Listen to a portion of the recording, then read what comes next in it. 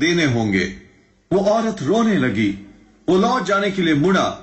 उसने उसे रोका और कहा, सुनो, मैं एक सिंगल पेरेंट मॉम हूं। इस महीने मुझे बहुत मुश्किलों का सामना करना पड़ा। मैं जानती थी कि मुझे चर्च जाना होगा, पर मेरे पास यहां तक आने का ही पेट्रोल था। घर वापस जाने के लिए काफी नहीं था। मैंने कहा, प्रभु, मैं ये विश्वास का कदम उठाने वाली हूं। मैं जाती हूं, पर मुझे वापस घर लाना होगा।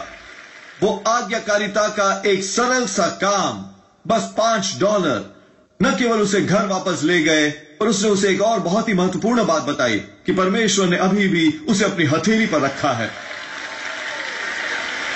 क्रेग अपनी सीट पर लौट गया, बहुत उत्साहित, और सर्विस के बाद कुछ नौजवान उसके पास आए। उसे खाने को ले जाना चाहते थे। क्रेग ने कहा, नहीं, मैं नहीं आ सकता, क्योंकि उसके पास पैसे नहीं थे। उनमें से एक व्यक्ति ने कहा, चलो भी क्रेग, आज रात मैं पैसे दे रहा हूं, तुम्हें आना ही होगा। वो गया और उसने $8 का हैमबर्गर खाया बजाय $5 के सैंडविच के। उसने वो छोटा टेस्ट पास किया। परमेश्वर जानबूझकर लोगों को हमारे रास्ते में लाते हैं ताकि हम उनके लिए आशीष बन सकें। हर बार जब आप दूसरों की भलाई करते हैं, आप परमेश्वर के लिए बीज बो रहे हैं, आपका भला करने के लिए। समय निकालिए वो करने के लिए जो परमेश्वर ने आपके हृदय में डाला है। राजी हो जाइए असुविधा के लिए। शायद आपको ये छोटा लगे, पर आप नहीं जानते कि इसका उस अन्य व्यक्ति पर क्या प्रभाव पड़ेगा। एक सबसे बेहतरीन बात जो मैंने सीखी है कि जल्दी आज्ञा मानो। जब परमेश्वर आपसे करने को कहते हैं तो उसे वही कर डालिए। जब परमेश्वर ने दाऊद से कहा कि जाओ और गोलियत का सामना करो, बाइबल में लिखा है, दाऊद जंग के मैदान की ओर भागा। आपको पता है क्यों? यदि दाऊद ने उस पर ज्यादा सोचा होता तो वो खुद इसे न करने के लिए मना लेता। अगर वो सभी तथ्यों पर गया होता कि गोलियत कितना बड़ा था, उसके पास कितना ज्यादा अनुभव था, तो दाऊद अपनी हिम्मत हार बैठता और अपने भाग्य से वंचित रह जाता। जब परमेश्वर आपसे कुछ करने को कहते हैं, उसे ज्यादा एनालाइज मत करो, उसका कारण मत सोचो। यदि आप इस पर ज्यादा सोचेंगे, आप अपने भाग्य से वंचित रह जाएंगे। मैं उनके लिए डिनर क्यों खरीदूं? उनके पास मुझसे ज्यादा है। मैं क्यों क्षमा मांगू? पिछली बार मैंने क्षमा मांगी थी। मैं उन पर मेहरबानी क्यों करूं? जो है वो मेरे साथ भला नहीं कर रहे। नहीं, बंद करें बहाने बनाना, बंद करें बचने का प्रयास। ये न सोचे कि आपने परमेश्वर को गलत सुना और बस कर डालें। जल्दी आज्ञा मानना सीखें। परमेश्वर जानते हैं वो क्या कर रहे हैं। वो बातें देख सकते हैं जो हम नहीं देख सकते। 2003 में अफ्रीका के एक पास्टर हमारी सर्विस में आए। वो एक उभरता हुआ प्रभु सेवक है। उसका वहां एक बड़ा चर्च है, और मैं बाद में उससे मिला। वो इतना उत्साहित था यहां आने पर। उसकी ये बड़ी और असरदायक मुस्कान है। आप उसकी ओर देखें और वो बस आपको खुश कर देता है। जब उसने मुझसे हाथ मिलाया, आप शायद सोचते कि वो यूनाइटेड स्टेट्स के प्रेसिडेंट से हाथ मिला रहा है। वो इतना खुश था और इतना गर्वित था यहां आकर। जब हम बात कर रहे थे, मुझे ये जबरदस्त एहसास हुआ कि मुझे उसे अपनी टाई देनी चाहिए। अचानक ही, बिना इसके बारे में सोचे विचारे, ये ख्याल मेरे मन में आया, जोएल, उसे अपनी टाई से आशीष दो। मैंने नीचे देखा, ये बिल्कुल नई टाई थी। मैंने सोचा, मुझसे दूर हट जाओ शैतान, ये परमेश्वर नहीं हो सकते। मैंने पहली बार ये पहनी थी। जब हम जा रहे थे तो मेरे मन में ये बहस चल रही थी। मैंने सोचा, ठीक है, परमेश्वर चाहते हैं कि मैं उसे एक टाई दूं। मेरे पास घर पर पुरानी टाइयों का एक गुच्छा है। वो टाइयां जो अब मुझे पसंद नहीं, वो टाइयां जो आउट ऑफ स्टाइल हैं। परमेश्वर को क्या परवाह, उन्हें का फर्क पता चलेगा। और मैं अभी भी उसे टाई दे रहा हूं।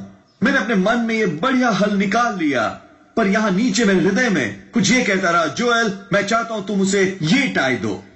जिस तरह से मैंने बहस की, आपने सोचा होता जैसे परमेश्वर ने मुझे उसे अपना घर देने को कहा होगा, मेरी कार, मेरा बच्चा। मुझे बस उसे देनी थी एक टाई, एक छोटा सा टेस्ट। दोस्तों, अक्सर ये बड़ी बातें नहीं होती जो हमें परमेश्वर के सर्वोत्तम से दूर रखती हैं। ये छोटी छोटी बातें होती हैं। परमेश्वर ने कहा, जोएल, मैं नहीं चाहता कि उसे कोई बची खुची टाई मिले, मैं चाहता हूं कि उसे वो टाई मिले। आपने शायद पहले ही जान लिया हो, जब आप परमेश्वर से बहस करते हैं, वही हमेशा जीतेंगे। बेहतर है आप अपना प्रयास बचा कर रखें और वो करें जो वो करने को कह रहे हैं पहली बार ही। जब परमेश्वर ने आपसे क्षमा करने को कहा, उनका मतलब आधी अधूरी क्षमा नहीं। जब उन्होंने आपसे वॉलंटियर करने को कहा, उनका मतलब ये नहीं कि तुम ये तब करो जब तुम स्वर्ग में जाओ। जब उन्होंने आपसे अपनी फाइनेंसेस को व्यवस्थित करने को कहा, उनका मतलब ये नहीं कि तुम अपना बैंक बदलो ताकि तुम्हें अपना नया बैलेंस मिल सके। इसे पूरे दिल से करो, इसे पूरी तरह करो। मैं उसे एक पुरानी टाई दे सकता था, पर मैंने सीखा है कि आधी अधूरी आज्ञाकारिता नहीं। पुरानी टाई देना आज्ञा मानना नहीं। उनके लिए सवारी ढूंढना जब परमेश्वर ने आपसे उन्हें पिकअप करने को कहा, यह आज्ञाकारिता नहीं। उस व्यक्ति के साथ रहना जब परमेश्वर ने उससे दूर रहने को कहा है, सप्ताह में 3 दिन बजाय 7 दिन के रहना, यह आज्ञा मानना नहीं। यह शायद कठिन हो, पर जितनी ज्यादा मुश्किल होती है उतना ही बड़ा फल मिलता है। जब आप आज्ञाकारिता का एक उग्र बीज बोते हैं, आप एक उग्र फल पाएंगे। आखिर मैंने अपनी टाई उतारी और उसी वक्त उसे दे डाली। आपने सोचा होता जैसे मैंने उसे $1 मिलियन दे डाले हों। वो इतना खुश था, मैं इतना डिप्रेस था। नहीं, मैं मजाक कर रहा हूं। कुछ साल बाद वो वापस आया और हमसे मिलने आया, और उन्होंने अभी अभी एक नया गिरजा बनाया था, बड़ी और खूबसूरत इमारत। वो मुझे डेडिकेशन सेरेमनी की एक तस्वीर दिखा रहा था। वो रिबन काट रहे थे, सरकारी नेता, सिटी ऑफिशियल्स। ये एक ऐतिहासिक अवसर था। उसने इशारा किया और कहा, जोएल, गौर किया कि मैंने क्या पहना है? वो टाई पहने था जो मैंने उसे दी थी। उसे बताया कि कैसे उसने वो टाई ऑफिस में रखी थी। जब भी कभी उसे हतोत्साहित होने की परीक्षा आती, वो जाकर उसे देखता और उसे याद आ जाता कि परमेश्वर के लिए हर बात संभव है। जब उसे बताया गया कि फंड्स नहीं मिलने वाले, ये प्रोजेक्ट काम नहीं करेगा, वो अपनी पूरी टीम को बुलाता और वो टाई के गिर्द घेरा बनाते और कहते, प्रभु, आपने ह्यूस्टन में उन लोगों के लिए ये किया है, आप हमारे लिए यहां अफ्रीका में भी कर सकते हैं। वो टाई आशा का प्रतीक बन गई, एक रिमाइंडर कि परमेश्वर पूरी तरह समर्थ है, कि वो राह बना सकते हैं जहां कोई राह न दिखे। मैंने सोचा, मैं तो उसे बस एक टाई दे रहा हूं, पर परमेश्वर ने उनके विश्वास को प्रेरित करने के लिए उसे इस्तेमाल किया, एक गिरजा बनाने में जो पूरे देश पर प्रभाव डाल सके। आप छोटी छोटी बातों को महत्वहीन से कंफ्यूज न करें। आसान है कहना, कोई फर्क नहीं पड़ता अगर मैं उसे ये टाई दूं या वो टाई, फर्क नहीं पड़ता अगर ग्रोसरी कार्ड को वापस रखूं या नहीं, फर्क नहीं पड़ता इससे अच्छा व्यवहार करूं या नहीं। नहीं, आप जो सोचते हैं उससे कहीं ज्यादा फर्क पड़ता है। इससे पहले कि परमेश्वर बड़ी आशीषें दे, आपको ये छोटे छोटे टेस्ट पास करने होंगे। पहला शमूएल अध्याय 15। भविष्यवक्ता शमूएल ने एक नौजवान को कहा, नाम था शाऊल, जो इजराइल का नेता था, जाओ और अमेरिकियों पर हमला करो, पूरी तरह हर चीज तबाह कर दो जो उनकी है, किसी को भी न छोड़ना या कुछ भी, यहां तक कि उनके मवेशी भी नहीं, वो भेड़ बकरियां और उनके सब मवेशी। गौर करें, शाऊल को बहुत स्पष्ट निर्देश मिले थे परमेश्वर से कि उसे वो हर चीज जिसका ताल्लुक अमालेकियों से है उसका पूरा सफाया करना होगा। शाऊल और उसके 2 लाख आदमी बाहर गए, उन पर हमला किया, उन्हें महान विजय मिली। और वचन 9 में यह लिखा है कि शाऊल ने राजा को बंदी बना लिया और उसने रख लिए सबसे बेहतरीन बैल और सबसे बेहतरीन भेड़ें। उसने सोचा, मैं राजा को पकड़कर ले जाऊंगा ये दिखाने के लिए कि हमने क्या किया है। ये मवेशी, ये भेड़ें, ये बढ़िया जानवर हैं, हम उनका उपयोग कर सकते हैं। उसने इसके बारे में कुछ नहीं सोचा। और जब शमूएल आया, उसने कहा, शाऊल, तुमने आज्ञा क्यों नहीं मानी? उसने कहा, शमूएल, तुम क्या कह रहे हो? मैं बाहर गया और अमेरिकियों को जीत कर आया। शमूएल ने कहा, फिर मुझे भेड़ों की आवाज क्यों आ रही है? और वहां बाहर खेतों में उन बैलों की, वो राजा अभी तक जीवित क्यों है? उसने कहा, शाऊल, आधी अधूरी आज्ञा मानना आज्ञाकारिता नहीं होती। क्या आपको पता है शाऊल का अंत में सिंहासन छिन गया क्योंकि उसने संपूर्ण रूप से आज्ञा नहीं मानी। रख ली कुछ भेड़ें, कुछ मवेशी। दूसरे शब्दों में, उसने छोटा टेस्ट पास नहीं किया। यदि परमेश्वर आप पर छोटे में भरोसा नहीं कर सकते, तो आपको आपके भाग्य की संपूर्णता प्रदान नहीं कर सकते। आप वो न बने। चलो फैसला करें पूरी आज्ञा मानने का। ये युवती जो लेकवुड में आ रही थी तकरीबन 1 साल से, पर वो अपने पति को नहीं ला पा रही थी। उसका चर्च में पालन पोषण नहीं हुआ था और उसके लिए ये बहुत बोरिंग था। साथ ही उसे संडेज को काम करना पड़ता। उन्हें सचमुच उस आमदनी की जरूरत थी। उसने उसे प्रेरित किया और उत्साहित किया। अंत में वो आने को राजी हुआ। उस संडे को बहुत जल्दी काम पर गया। फिर बाकी के दिन की उसने छुट्टी ले ली। काम पर उसके दोस्तों ने उसे बहुत सताया। वो विश्वास नहीं कर पा रहे थे कि वो अपना काम मिस करने वाला है। उस आमदनी को मिस करेगा जो वो कमा सकता था बजाय चर्च आने के। जब उन्होंने अटेंड किया, वो सामने आए प्रार्थना के लिए। हुआ कुछ यूं कि मेरे दोस्त जॉनी ने उनके लिए प्रार्थना की। जब जॉनी प्रार्थना कर रहा था, उसे कुछ एहसास हुआ उसे उन्हें कोई उपहार देना चाहिए। उसके पास 5 20 के और 8 $1 के नोट थे, एक साथ रखे हुए उसकी फ्रंट पॉकेट में। जब उसका एक हाथ उस आदमी पर था प्रार्थना के लिए, उसने अपना ये हाथ डाला अपनी फ्रंट पॉकेट में और कोशिश करने लगा 20 के नोट को एक से अलग करने की। तो ये बड़ी आजमाइश चल रही थी। वो प्रार्थना कर रहा था, उन्हें इसके बारे में कुछ नहीं पता जॉनी प्रार्थना खत्म करता है, वो नोट अलग नहीं कर पाता, तो वो पूरी रकम बाहर निकालता है और उनके हाथों में रखता है और कहता है, लो मैं तुम्हें आशीष देना चाहता हूं इससे। वो वापस अपनी सीट्स पर गए और उन्होंने उस पैसे की तरफ देखा। वो इस पर विश्वास नहीं कर सके। उन्होंने सर्विस के बाद जॉनी को ढूंढा।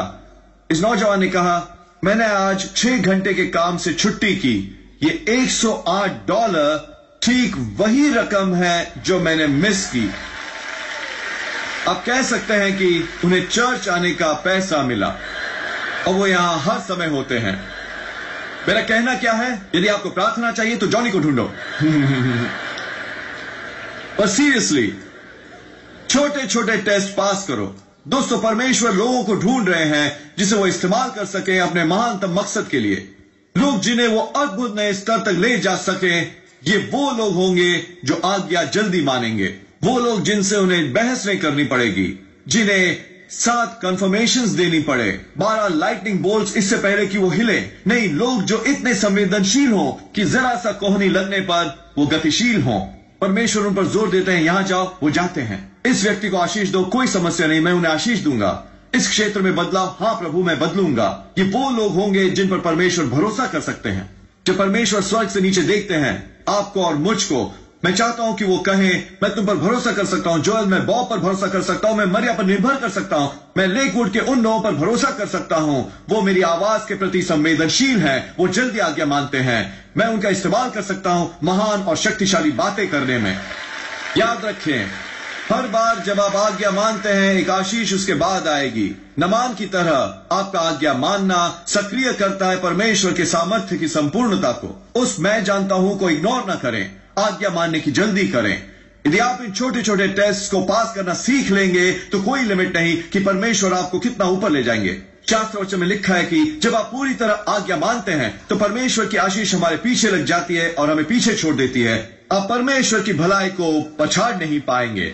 मैं विश्वास और ऐलान करता हूं कि क्योंकि आप छोटी छोटी आज्ञाएं मानते हैं, परमेश्वर बड़ी आशीषें मुक्त करने ही वाले हैं।